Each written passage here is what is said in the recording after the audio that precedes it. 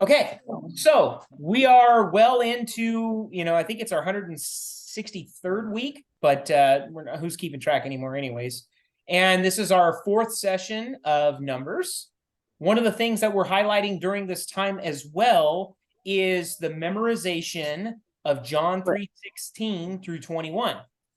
And this week, the goal is to get through all of, I got some hints there, is to get through all the blanks until next week, and we'll try and progress from there.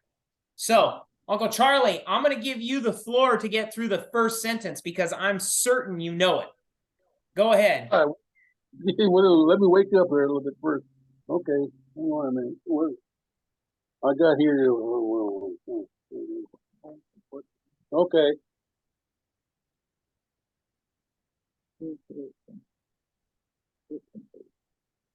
What do you want me to do? Do you think you could fill in the blank on this one? So, for instance, for God so loved the world that he gave his only begotten Son, that whoever believes in him may not perish but have everlasting life. Perfect. That's the first sentence. Miss Vicky, do you think you can get the second sentence? For God sent. For God sent not his. No. Yes. For God. I'm so bad in memorizing stuff. Okay, I'm going to see what I can do. I'm not the best at it either, but for God sent not his Son into the world to condemn the world, but that the world through him might be, come on, everyone should know that, saved. Good job. He that believeth on him is not condemned, but he that believeth not is condemned already, because he hath not believed in the name of the only begotten Son of God.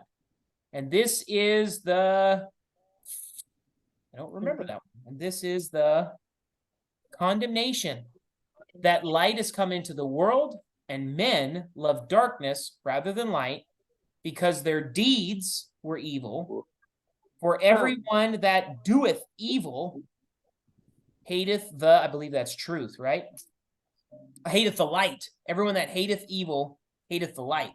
Neither cometh to the light, lest his deeds should be reproved. But he that doeth truth cometh to the light, that his deeds may be manifest, that they are wrought in God. So that is our memory verses for the remainder of the study. I think we'll have 3 more sessions in this study. But just keep practicing at it. Uncle Charlie, you blew through the first sentence. I think you can get through the next one as well. But let's go back to numbers real quick. We're going to do our recap on numbers. What are some of the things that we have reviewed thus far in the book of Numbers? Give me one item. We have reviewed thus far. See what I got here. Let me shut that off. We talked about essentially a lot of names, right? Yeah, a lot of names. That's why we call it numbers, because it's a census that was taken of one specific family to be specific. Okay, Michelle was correct. She came in out of nowhere with dropping the Jacob bomb. So it is the 12 tribes of Jacob. And the next question that I was going to be is can you name any of these 12 tribes? And I already heard Uncle Charlie say Levi. Michelle says Benjamin. Got another one? Joseph. Salmon. No, Judah. Judah. I heard Judah. Simeon. Yes. Issachar. Or no. Okay. Issachar was that was the tough one. This is a sandwich. Starts with Ephraim. Reuben. The Reuben. Yes. Okay. Reuben. Man, we got a lot of them. So we got Reuben, Simeon, Levi, which was already said, Judah, which was said, Issachar, Julia, Michelle, good job. Zebulun, then Gad, Asher, Dan, Naphtali, and Michelle said Benjamin. And of course, Joseph. But what's unique about what's taking place here is, and we talked about this, is that though there's 12 tribes, there's still 12 accounts of the 12 families with Levi removed, because we see Joseph's 2 sons, Manasseh and Ephraim, taking place.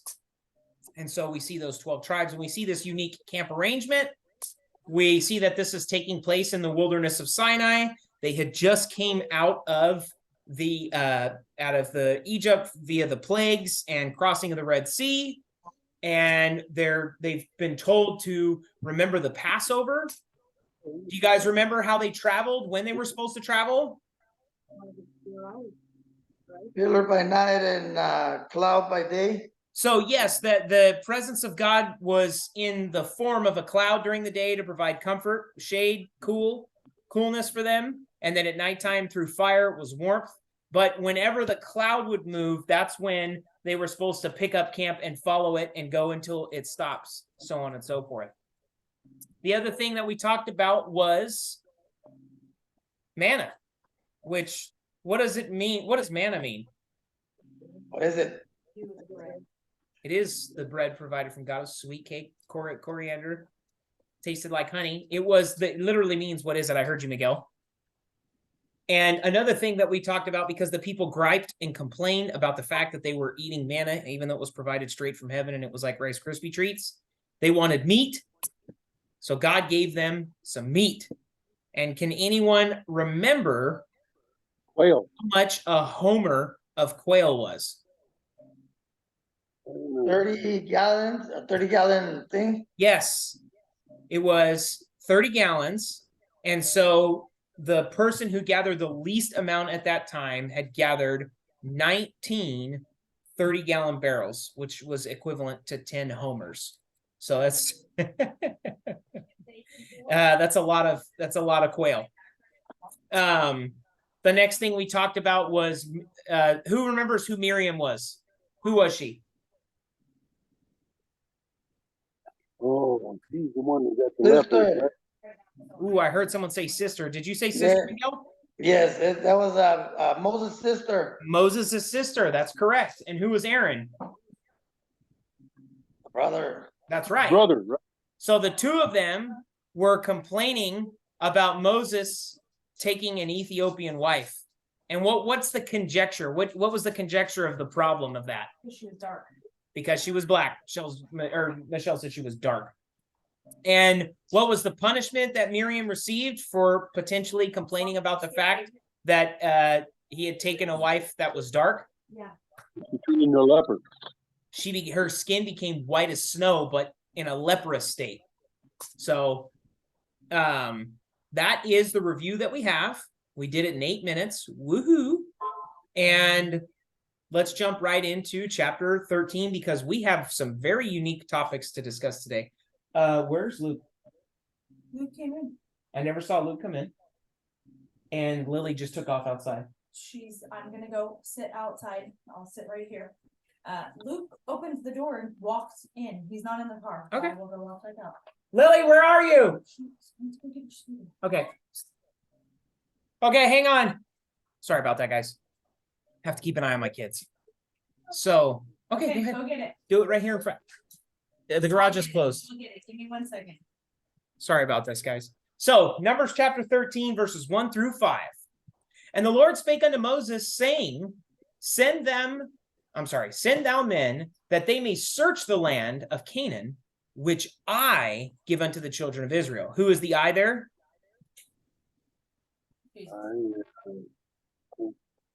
So Michelle's the closest. She said Jesus, but this is God. And the God. Lord, all caps, Jehovah, right, spoke unto Moses, saying, Send thou men that they may search the land of Canaan, which I give unto the children of Israel. Of every tribe of their fathers shall you send one man, every one a ruler among the men. And Moses, by the commandment of the Lord, sent them from the wilderness of Paran. All those men were heads of the children of Israel. And these were their names. Of the tribe of Reuben, Shemua, the son of Zakur. Of the tribe of Simeon, Shaphat, the son of Hori. Of the tribe of Judah, Caleb, the son of Jephunneh. Of the tribe of Issachar, Igal, the son of Joseph. Of the tribe of Ephraim, Oshea, the son of Nun. Of the tribe of Benjamin, Palti, the son of Raphu. Of the tribe of Zebulun, Gadiel, the son of Sadi. Of the tribe of Joseph, namely of the tribe of Manasseh, Gadi the son of Susi. Of the tribe of Dan, Amiel the son of Gamaliel. Of the tribe of Asher, Sethur the son of Michael. Of the tribe of Naphtali, Nahbi the son of Vopshi. Of the tribe of Gad, Uel the son of Makai. So you guys count, you'll see 12. And I had to read this like 4 or 5 times because I had highlighted Joseph on accident, but we could see both of Joseph's son there where there's each of them representing. Yep, that's Judah actually. So what do I have here? I have notes for you guys to answer questions to. What does it say? Ask the group, who has given the land to the children of Israel? Who has given the land to the children of Israel? God. That's right. The Lord, all caps Lord. So these are the 12 men that were sent out to scout the land of Canaan, right? Now, this is, have you guys ever heard of this before? This is the scouting of the promised land. Have you ever heard about this? Mm-mm. Yes. Okay. Here we go. There we go. There you go, baby. So let's talk about what's unique about these 12 men. One in particular, we see this name right here, Oshea, the son of Nun, of the tribe of Ephraim, Oshea, the son of Nun. Oshea, oh, I'm sorry. So sorry. Numbers 13, verse 16, Oshea. These are the names of the men which Moses sent to spy out the land. And Moses called Oshea, the son of Nun, Jehoshua. Joshua? Jehoshua. Sounds like Joshua. It does sound like Joshua. That's where we get the name Joshua. Jehoshua, right? So we're going to talk a lot about Joshua as we progress, but let's talk about this name because this is very unique. This is kind of cool. Isn't it Joshua? It's Jehoshua. So, you know how I use that Bible feature on my computer? It's called eSword. I've showed everyone it before, where we can go over it and we see when it's an H, it's in the Hebrew, and when it's a G, it's in the Greek. And so we can put them together and kind of figure out, because we have the Old Testaments in Hebrew. It's a touchscreen, son. You can't touch a screen. We see that it's in Hebrew. So Oshea is that H1954. The definition of Oshea means deliverer. It's also the name of 5 Israelites. That's where we get the name Hosea from. Okay. Jehoshua, which is the name that his name became, means Jehovah saved, or Jehoshua, that is Joshua. Okay. So his name means Jehovah saved. If we look at this a little bit further and we look into the word Jehovah, right? Jehovah is the name of God. It is the self-existent or eternal Jehovah, the Jewish national name of God, Jehovah the Lord. So we go back, we see his name goes from Hosea to Jehoshua, or meaning Jehovah saves. When we look up Jehovah, it is the self-existent, that is the name of God. It's saying that God saves. That's what that means. Jehovah or Jehoshua, right? Sorry, Max just was taken off out the door. So when we look at this, there's 2 verses in particular that I have pulled up for you guys. We have Genesis chapter 2, verses 4. These are the generations of the heavens and of the earth when they were created in the day that the Lord God made the earth and the heavens. That word Lord, that's all capitalized, is defined as Jehovah, right? So if we go back, I know I'm kind of jumping all over the place. We know that Jehoshua's name means Jehovah saves, or Jehovah saved. Okay? We see that Jehovah or Yehovah is the name of God. We look at Genesis 2, we can infer that that word Lord, where it says, in that day, the Lord, all capitalized God, that's Jehovah. Jehovah made the heavens and the earth. Okay? If we go to Exodus 6, it says, then the Lord said unto Moses, now shalt thou see what I will do to Pharaoh, for with a strong hand shall he let them go, and with a strong hand he shall drive them out of his land. And God spake unto Moses and said unto him, I am the Lord, and I appeared unto Abraham, unto Isaac, and unto Jacob, and by the name of God Almighty, but by my name, Jehovah, was I not known to them. Okay, so we see this specific name attributed to God. This is in, if I'm not mistaken, I'm probably brutalizing this, and I hope I'm not taking too much liberty, but I want to say that this is where we get the name Yahweh from, and they take out the various letters in it because you're not allowed to say in the Jewish language the name of God because it's unspeakable, it's so on and so forth. So that's Yad-He, Vav-He, and so they kind of make the vowels, and it's Yahweh. So when we look at this here, we see the name Jehovah attributing to the creation of the heavens and the earth, and we also see the name Jehovah as being the deliverer, directly speaking to Moses, who is the God of Abraham, Isaac, Jacob, so on and so forth. So you're going to say, Elliot, why on earth are you doing this? Why are you going through these words so much about Oshea, Jehoshua, Joshua, and Jehovah? I'm going to explain that to you. This is all the enunciation of this word in the Hebrew. What do you guys think this word is in the Greek? You don't know? Watch this. Matthew chapter 1, verse 18 through 25. Now the birth of Jesus Christ was on this wise, when as his mother Mary was espoused to Joseph, before they came together, she was found with child of the Holy Ghost. Then Joseph, her husband, being a just man and not willing to make her a public example, was minded to put her away privately.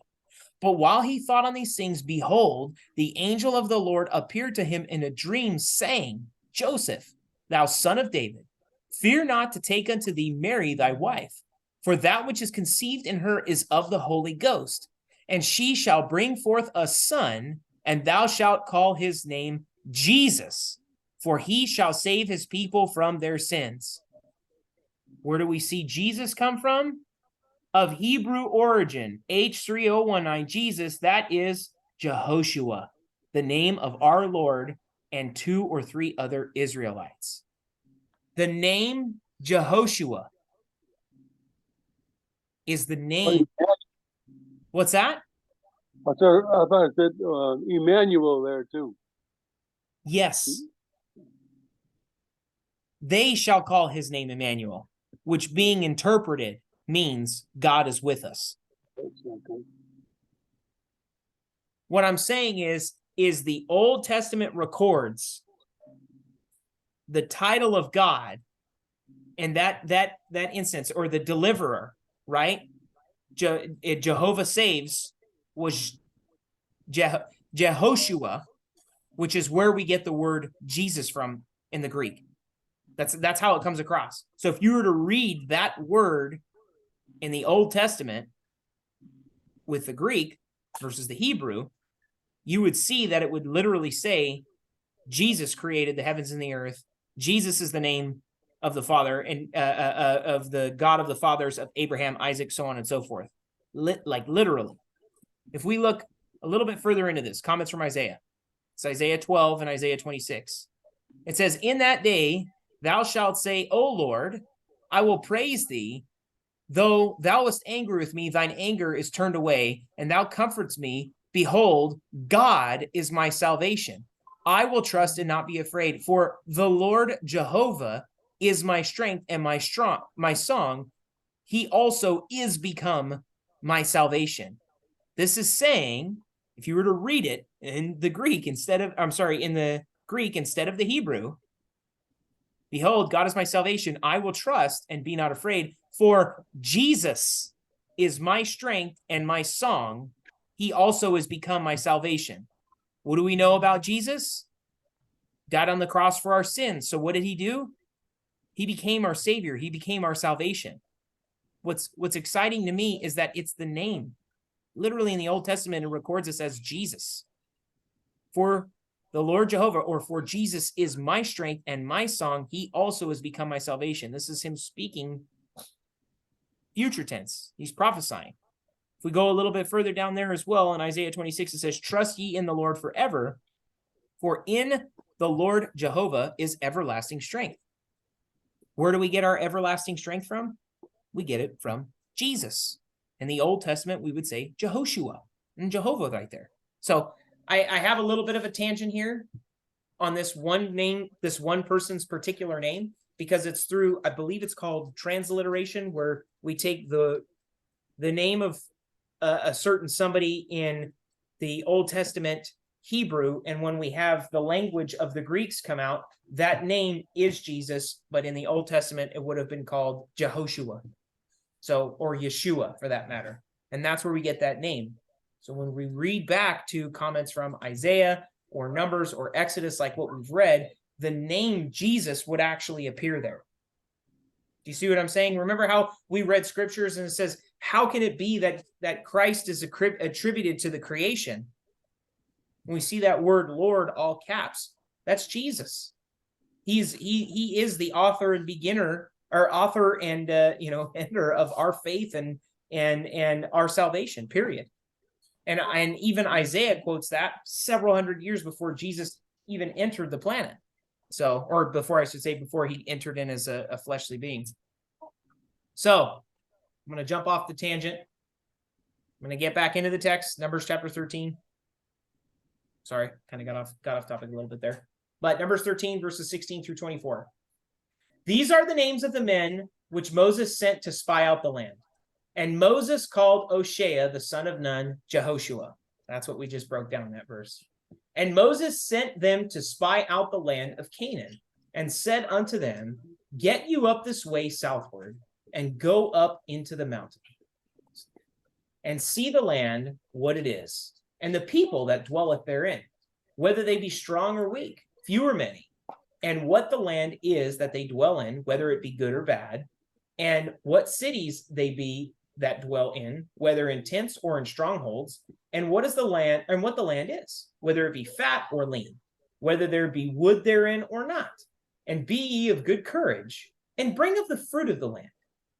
Now the time was the time of the first ripe grapes. So they went up and searched the land from the wilderness of Zin unto Rehob, as the men came to Hamath. And they ascended by the south and came unto Hebron, where Ahiman and Sheshai and Talmai and the children of Anak were. Now Hebron was built 7 years before Zoan in Egypt.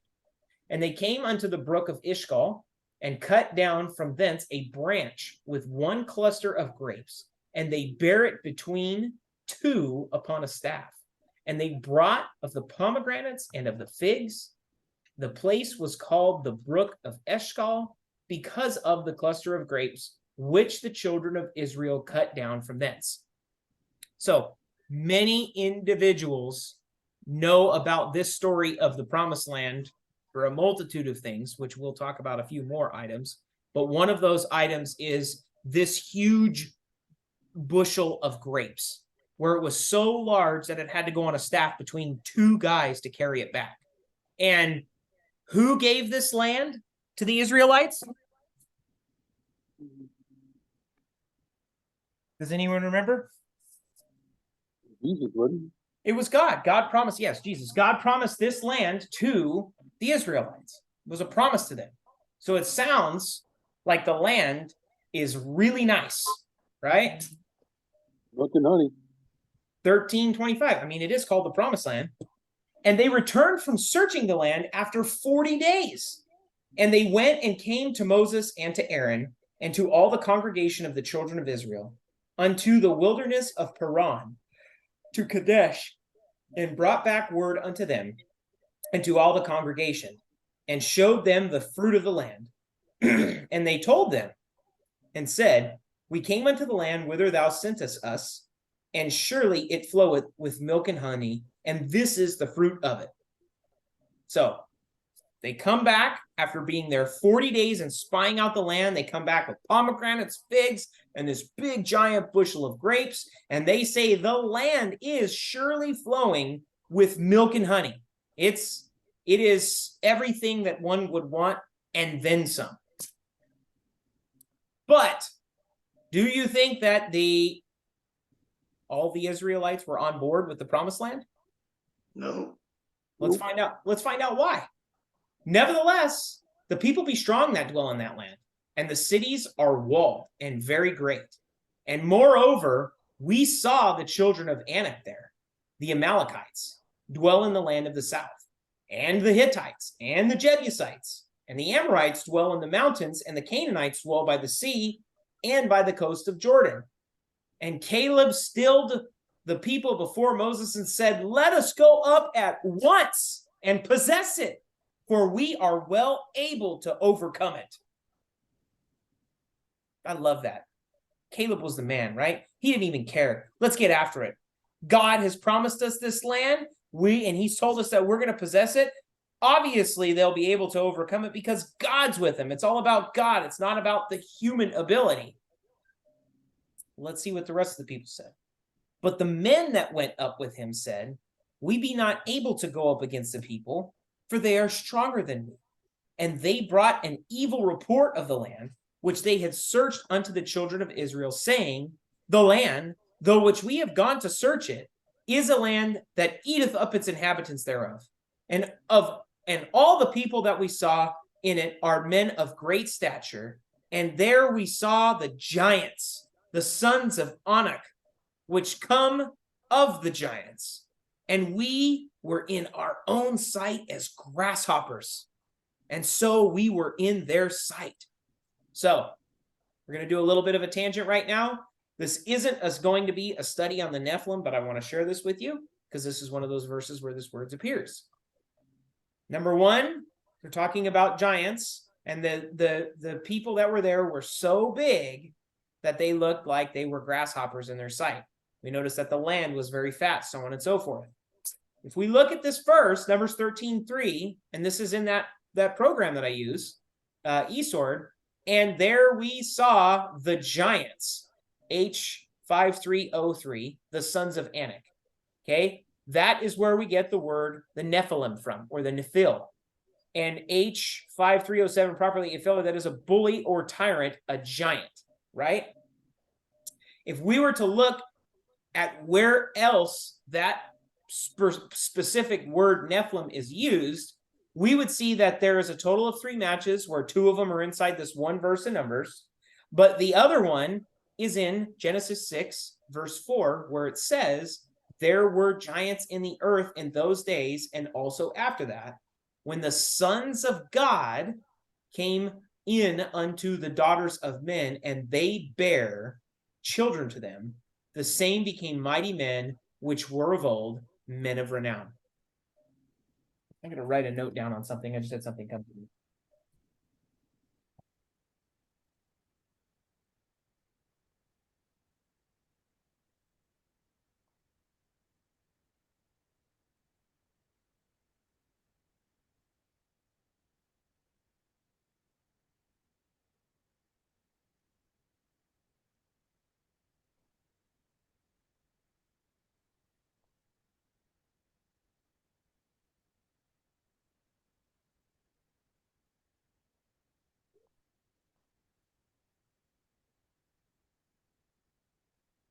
Okay, so let's talk a little bit about Genesis 6:4. There were giants in the earth in those days, and also after that, when the sons of God came into the daughters of men, and they bare children to them, and the same became mighty men, which were of old, men of renown. So, something very unique about these individuals, where we see an account where, for instance, can somebody name one Nephilim? Someone name me a giant out of the Bible. Goliath. Yes. And what do we know about Goliath? He had 6 toes and 6 fingers. Yeah, he was a giant, right? Well, I guess that goes without saying. And he was one of these, what we perceive as half-breeds. There is the conjecture from reading this text is that the sons of God, meaning they were at one time angels, but they are from the fall, the fallen ones, Nephal. Somehow had the ability to have sex with women here on earth and created a half-breed, which was a half-fallen angel and a half-man, and they were known as the Nephilim, the fallen ones, men of renown. And what was a unique attribute to them is they were monstrously big. Okay. And what also appears from here is it doesn't seem as though that the women may have been willing to participate. We don't know. They may have been, but it says, What? actually, I remember it saying, and they took themselves wives. And for some reason, this version doesn't say took themselves wives. But what I did is I wanted to share with you guys a chart that I found online where it shows some measurements of archaeological records throughout time. I don't believe them. I know that there's been lots of conjecture out there where there's people who fake these things, but we do have records of these gargantuan people, of individuals outside of the Bible. I mean, our Bible, we know it as a valid source, but it's always fun to throw in something from, the secular text that finds these giants as well, because we see these images and stuff like that. So you'll notice here that one of the Caesars of Rome was 8'6", Maximus Thyras. And then we see Goliath at 10'6". Og, the king of Bashan, comes out of the Bible at 12 feet tall. And then these are some in other skeletons where we see one skeleton where it was found sometime around 650 and 640, where the person was 36 feet tall. And I did look into some of this information, and there's some people that say, oh, this is a hoax, or some people say, no, this isn't a hoax. It was this earthquake unearthed them. And they say, oh, well, there's a difference between the way that we have measurement. It was actually, they took it into the wrong area. It should have been meters. So it was counted the wrong way. It should have been 12 feet, not 36, whatever it may be. The guy was a giant. We'll call it at that. Whether or not it was 36 feet, I just don't know. None of these things even matter to me, in all honesty, because our Bible tells us that there were giants, and we have evidence of Goliath and his 3 brothers. And we also know about Og, so on and so forth. So this is just something additional. One of the other things that I also have is I found, this is a newspaper from 1896, reports of a giant man paired to a giant of the day. Chang the giant, I want to say, was like 8 feet tall. And this is the image of the guy next to him. Would look like today if constructed by an ethnologist. So you could see the comparison between the two. It was really unique. Here we have a skeleton of a human being that's on display. I for whatever reason, I don't have the date on that one. And then on the bottom is just an artist's rendering of David and Goliath. We just see this great mighty warrior against this punk redhead kid. So you might be asking me, Elliot, I know that this is in our reading, that there were giants in the day. And in all reality, the big problem here was that these people sinned greatly against God. God told them that this land was theirs. It was promised to them. It was flowing with milk and honey. And like Caleb said, that they were ready to possess it and overcome the people that were there, the inhabitants, because it wasn't anything to do with them, and it was everything to do with God. Caleb, and we'll learn Joshua, were the only 2 people that believed that was going to transpire, okay? And so there is this great sin against God where these people are going to blaspheme the name of God. What I wanted to do is share with you guys a little bit of a backdrop on these individuals known as the Nephilim, and what does it matter to us today? Okay. The running commentary is that the reason that the earth was flooded is because Satan knew that there was going to be a line from man where the deliverer would come from. And so in sending these angels to have sex with women, that they would essentially corrupt the bloodline of Christ. And so we see when we read in Noah, or in Genesis chapter 6, that Noah was perfect in his generations. It doesn't say that he was sinless. It says that his bloodline essentially had not been corrupted. Okay. And so the running thought is that Noah and his family were the last people alive on earth that weren't involved in some type of a gene pool manipulation from the fallen ones. And so because the sin was so great against God in the world, that God wiped all of them out. We learned that in the days after the flood, there were still instances of these Nephilim, and that's how we know about David and Goliath, so on and so forth. So We know that we see the judgment came with the flood, and that there was an impregnation of the bloodline of Christ. And we know that Satan has always gone after the gene pool, because when Jesus was born, who came to visit Jesus? It's in all the Christmas stories. We see the star, and then who comes to visit him? Magi. Oh, 3 guys. Right. Well, we know it's the wise men. There's a lot of back and forth on whether or not it was 3. We know that they brought gold, frankincense, and myrrh, and we just assume that each one of them brought one gift, and so there was 3. But the wise men came, and they told Herod, hey, we came to worship the Son of God, the King of Israel, right? And what did he do? He tried to kill every child. He killed every child, right? And so that's where we see Joseph was warned in a dream. They flee to Egypt, and then they get told to come back out of Egypt. And then we see that's where that verse is fulfilled, for I've called my son out of Egypt, so on and so forth. And so we see Satan attacking this, essentially the bloodline, doing everything he can. And so the question that I would have if I was in your guys' boat is, so there was Nephilim, so there was these giants. What does that mean for us today? Okay. And the question is Oh, basketball players. I'm so glad you said that, Uncle Charlie, because that was one of my first thoughts, is like, are some of these basketball players half-breeds? You know what I mean? What's the background of these individuals, right? Well, I'm kind of blending all this together in 2 verses, right? Jesus gives us a warning, and it's recorded in Mark 13, and it's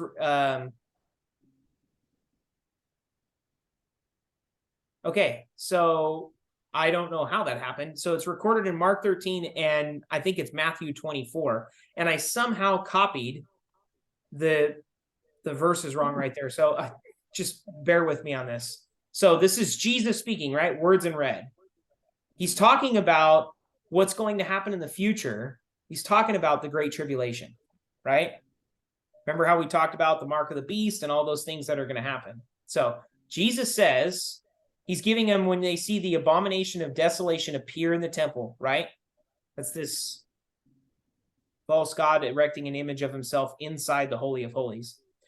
For in those days shall be affliction, such as was not from the beginning of creation, which God had created unto this time, neither shall it be.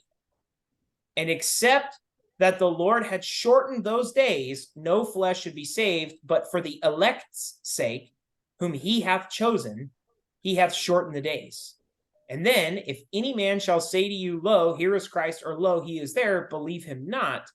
For false Christs and false prophets shall rise and shall show signs and wonders to seduce, if it were possible, even the elect.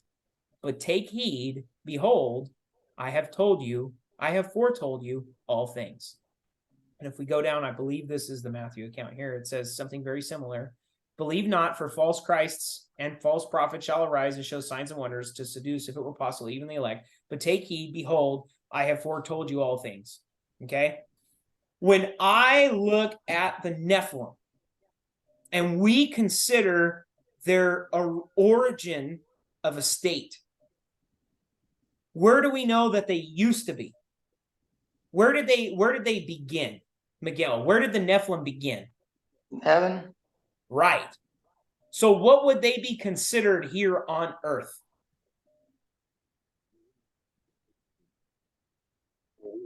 If you live in Mexico, or let's say you live in Canada, and you come over to the States without doing any proper paperwork, what would you be considered? Alien. Yes, you would. So I'm going to say something weird right now, okay? And I want you guys to think about this.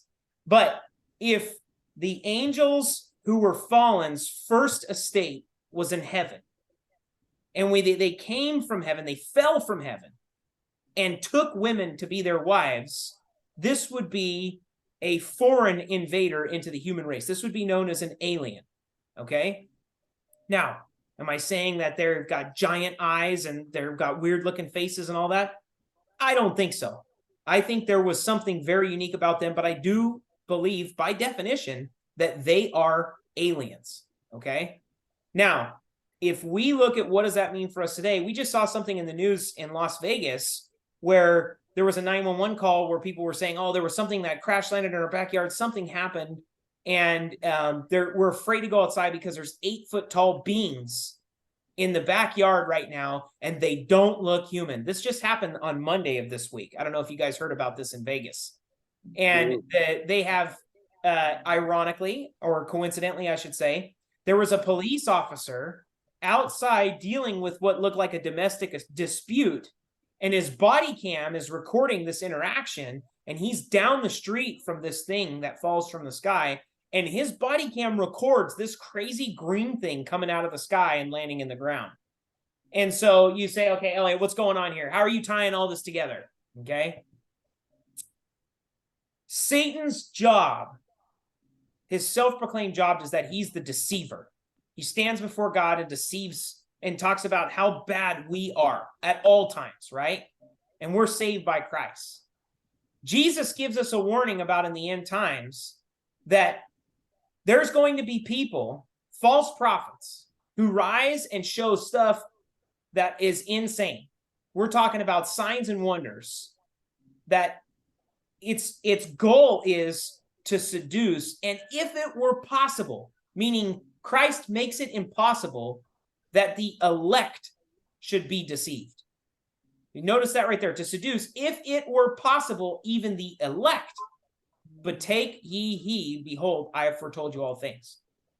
If for whatever reason, these fallen angels present themselves in some type of an alien state, okay, they may share information that would contradict the Bible. If this pans out to be what it is, okay?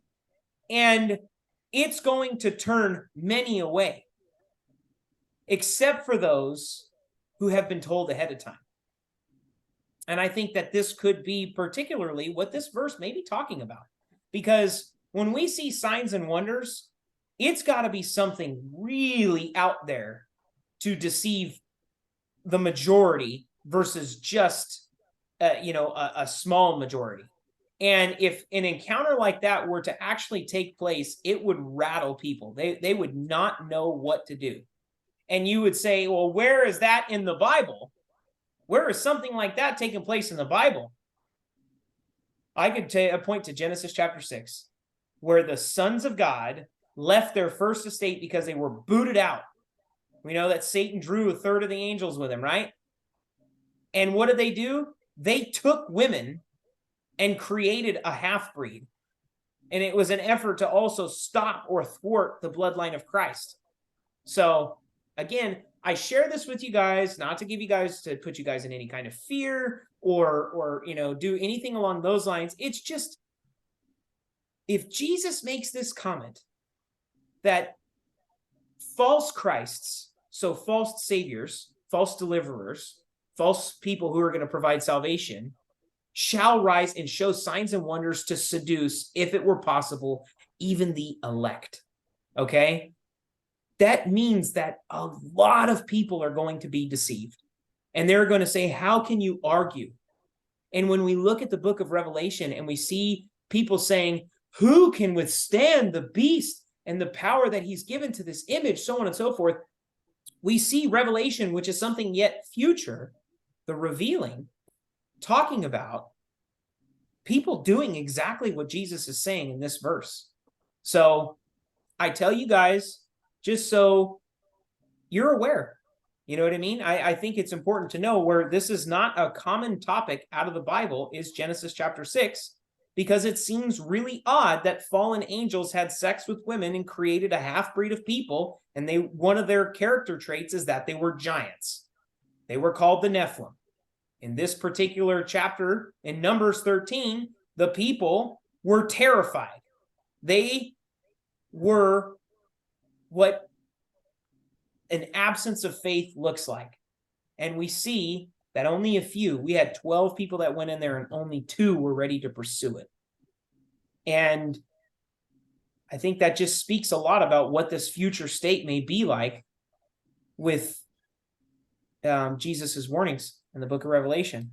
So Let's get back into the text and let's see how the 10 respond to the other 2. And all the congregation lifted up their voice and cried, and the people wept that night. And all the children of Israel murmured against Moses and against Aaron, and the whole congregation said to them, would God that we had died in the land of Egypt? Or would God we had died in this wilderness? And wherefore hath the Lord brought us unto this land, to fall by the sword, that our wives and our children should be a prey? Were it not better for us to return to Egypt? This is the whole group. We're talking about this huge group of people, right? And they're ready to elect a new ruler to take the place of Moses and go back to Egypt. And this is what they say. And they said to one another, let us make a captain and let us return into Egypt. Then Moses and Aaron fell on their faces before all the assembly of the congregation and of the children of Israel. And Jehoshua, the son of Nun, and Caleb, the son of Jephunneh, which were of them that searched the land, rent their clothes, and they spake unto all the company of the children of Israel, saying, the land which we passed through to search it is an exceeding good land. If the Lord delights in us, then he will bring us into this land and give it us, a land which floweth with milk and honey. Only rebel not ye against the Lord, neither fear ye the people of the land, for they are bread for us. Their defense is departed from them, and the Lord is with us. Fear them not. It seems as though at this point, these 4 men, Moses, Aaron, Josh, and Caleb, are all trying to give them an opportunity to repent from the things that they're saying when they're ready to stone them. But all the congregation bade them with stones. And the glory of the Lord appeared in the tabernacle of the congregation before all the children of Israel. And the Lord said unto Moses, how long will this people provoke me? And how long will it be ere they believe me? For all the signs which I have showed among them. Someone give me one sign that God showed among all these people. The parting of the Red Sea. That would be something would be hard to forget, Yes. right? Uncle Charlie, give me a sign that happened in front of these people. It was one of these people. Let me think. Okay. I'll give you a hint. We studied 10 of them in the book of Exodus. 10 of them. I can't think all of a sudden. Remember the 10 plagues? Oh yeah. Or how about God telling Moses to split the rock and have water come through it? Or how about God providing manna from heaven to rain every single night, twice as much on Friday night, so they don't have to worry about breaking the Sabbath on Saturday? Or how about the fact that God's presence is above the tabernacle during the daytime by a cloud or at nighttime by fire? I mean, you can literally, we could go on and on and on. And so God's response, and the Lord said unto Moses, how long will this people provoke me? And how long will it be ere before they believe me? For all the signs which I have showed among them, I will smite them with the pestilence and disinherit them. And I will make of thee a greater nation and mightier than they. God's presenting Moses with an opportunity to have a new nation. Let's see what happens. Moses said unto the Lord, then the Egyptians shall hear it, for thou broughtest up this people in thy might from among them, and they will tell it to the inhabitants of this land, for they have heard that thou, Lord, art among this people, and that thou, Lord, art seen face to face, and that thy cloud standeth over them, and that thou goest before them by daytime in a pillar of a cloud, and a pillar of fire by night. No. Now, if thou shalt kill all this people as one man, then the nations which have heard the fame of thee will speak, saying, because the Lord was not able to bring this people into the land which he sware unto them, therefore he hath slain them in the wilderness. And now I beseech thee, let the power of thy Lord be great according as thou hast spoken, saying the Lord is long suffering and of great mercy, forgiving iniquity and transgression, and by no means clearing the guilty, visiting the iniquity of the fathers upon the children unto the third and fourth generation. Pardon, I beseech thee, the iniquity of this people according unto the greatness of thy mercy, and as thou hast forgiven this people from Egypt until now, or even until now. So Moses, who in chapter 12 was so fed up with the people that he was saying, God, if you're merciful, kill me, because that's how much I can't stand these people right now, right? Where God provides him with the quail, and God also provides him with was it 70? It was 70 individuals who were able to prophesy, and they preached around the camp, and it took away the work that Moses had, plus we had 2 that were outside the camp, so 70 and 2. Now we see Moses saying, please be merciful, because the last thing we want is the Egyptians to say, oh, this God is so powerful, he brought them all the way out here, and yet now they all die, right? So Moses is asking for mercy in God's name, okay? So it's kind of cool. And the Lord said, I have pardoned according to thy word, but as truly as I live, all the earth shall be filled with the glory of the Lord, because all those men which have seen my glory and my miracles, which I did in Egypt and in the wilderness, and have tempted me now these 10 times, and have not hearkened to my voice, surely they shall not see the land which I swear unto their fathers. It's in the fridge. Neither shall any of them that provoked me see it, but my servant Caleb, because he had another spirit with him, and hath followed me fully, him will I bring into the land whereinto he went, and his seed shall possess it. Now the Amalekites and the Canaanites dwelt in the valley. Tomorrow turn you and get you into the wilderness by the way of the Red Sea. And the Lord spake unto Moses and unto Aaron, saying, how long shall I bear with this evil congregation, which murmur against me? I have heard the murmurings of the children of Israel, which they murmur against me. Say unto them, as truly as I live, saith the Lord, as you have spoken in mine ears, so will I do to you. Your carcasses shall fall in this wilderness, and all that were numbered of you, according to your whole number, from 20 years old upward, which have murmured against me. Doubtless you shall not come into the land, concerning which I swear to make you dwell therein, save Caleb the son of Jephunneh and Joshua the son of Nun. But your little ones, which you said should be prey, I will bring them in, and they shall know the land which you have despised. But as for you, your carcasses, they shall fall in the wilderness, and your children shall wander in the wilderness 40 years, and bear your whoredoms, until your carcasses be wasted in the wilderness. After the number of the days in which you search the land, even 40 days, each day for a year, shall you bear your iniquities, even 40 years, and ye shall know my breach of promise. I, the Lord, have said, I will surely do it unto all this evil congregation that are gathered together against me.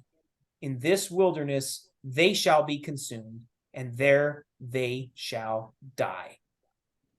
And the men which Moses sent to search the land, who returned and made all the congregation to murmur against him by bringing up slander upon the land, even those men that did bring up the evil report unto the land, died by the plague before the Lord.